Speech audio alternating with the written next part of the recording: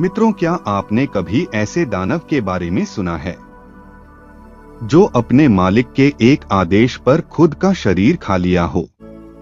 और क्यों वह दानव भगवान शिव का सबसे प्रिय भक्त है?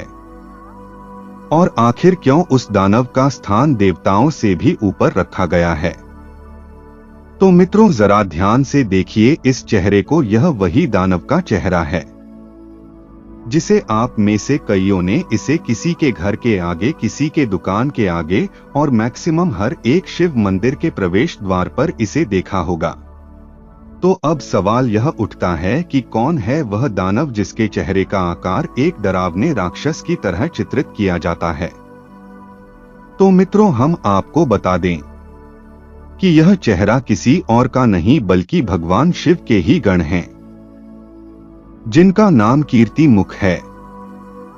उनका चेहरा है कीर्ति मुख, जिसका अर्थ है द फेस ऑफ ग्लोरी। मित्रों, हमारे पुराणों में ऐसा बताया गया है कि भगवान शिव के सबसे प्रिय गण नंदी के बाद यदि कोई है तो वो यही हैं, जिनका नाम कीर्ति मुख है।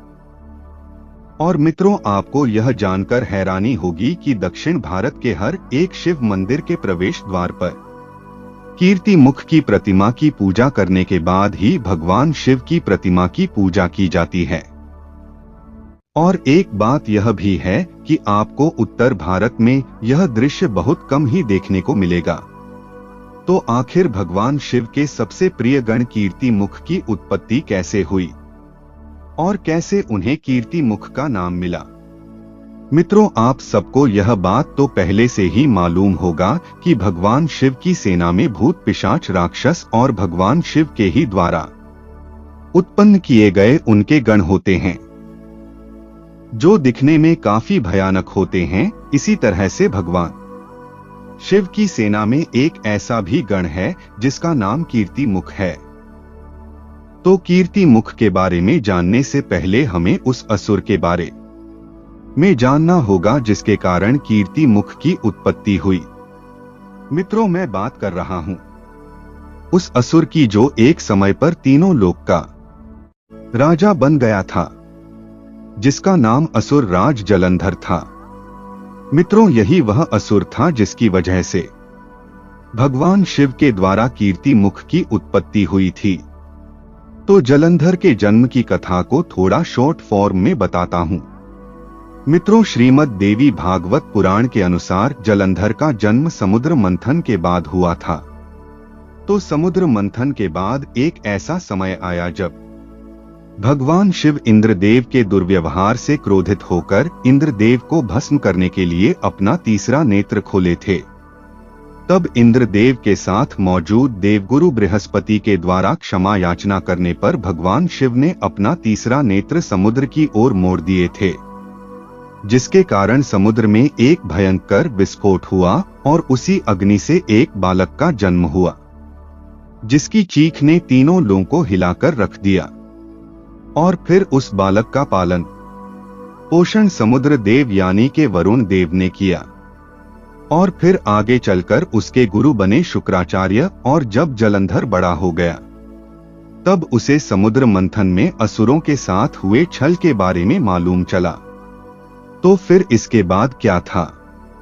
वह सीधा इंद्रदेव को परास्त कर तीनों लोकों का राज बन गया। और फिर एक दिन जब उसका अंत समय नजदीक आया, तब उसने भगवान शिव की पत्नी देवी पार्वती को अपना बनाने के उद्देश्य से अपने दूत राहु को कैलाश भेजा। और जब राहु ने यह प्रस्ताव भगवान शिव को सुनाया, तब अगले ही क्षण भगवान शिव रौद्र रूप में आकर अपने तीसरे नेत्र की अग्नि से एक ऐसे दानव को प्रकट किए, जिसकी गर्जना से पूरा ब्रह्मांड कांप उठा। उस दानव का आकार इतना भयंकर और अकल्पनीय था, जिसके आकार को लेकर ऐसा बताया जाता है कि उसका शरीर बहुत ही विशालकाय था, जिसमें शेर की भांति उसका मुख, लाल रंग की बड़ी बड़ी आंखें और राक्षसों की तरह फैले हुए जबड़ों के साथ नुकीले दांत। इतना भयानक रूप जिसकी कोई कल्पना भी नहीं कर सकता था। ऐसा था वह दानव भगवान शिव के मुख से उस जालंधर के दूत को जिंदा खा लेने का आदेश मिला। यह सुनकर जालंधर के दूत ने भगवान शिव के सामने क्षमा की भीख मांगने लगा। मित्रों, भगवान शिव तो है ही दयालु। राहु के क्षमा मांगने पर भगवान शिव ने उसे क्षमा भी कर दिए और वह वहां से चला गया। लेकिन यहां मौजूद वह दानव अभी भी भगवान शिव के आदेश का इंतजार करते हुए जोर जोर से चीखने लगा कि मैं अब किसे खाऊं, मुझे भूख लगी है। बार बार उस दानव के मुख से यह बात सुनने पर भगवान शिव ने ऐसे ही उस दानव को कह दिए कि तुम स्वयं का ही शरीर खा लो।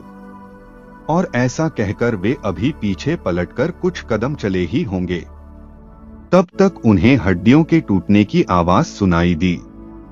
और जब वे पीछे पलटकर देखते हैं तब उस दानव का केवल चेहरा ही बचा रह गया था।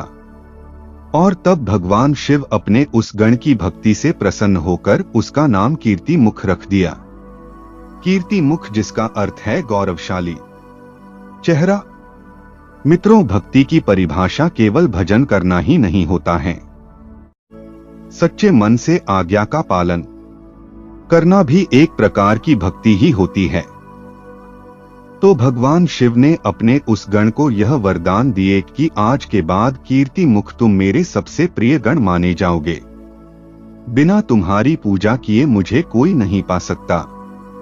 ऐसा कहकर भगवान शिव ने कीर्ति मुख की भूख मिटाने के लिए यह भी वरदान दिए कि जो भी मनुष्य क्रोध, लालच, घमंड, ईर्ष्या की भावना रखकर मेरी पूजा करने आएगा, तुम उसके सभी नकारात्मक विचारों को खाओगे और कोई भी दुष्ट तुम्हारी दृष्टि से नहीं बच सकता है।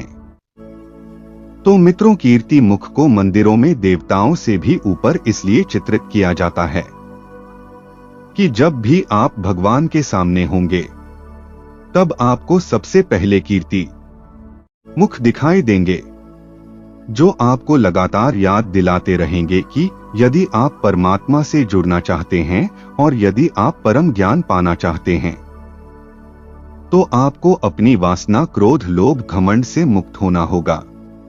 और मित्रों, कीर्ति मुख को लेकर कुछ पुराणों में ऐसा भी बताया गया है कि भगवान शिव के भक्त रावण के द्वार पर भी भगवान शिव के इस गण कीर्ति मुख की प्रतिमा और दैत्य गुरु शुक्राचार्य के द्वार पर भी इनकी प्रतिमा लगाई गई थी।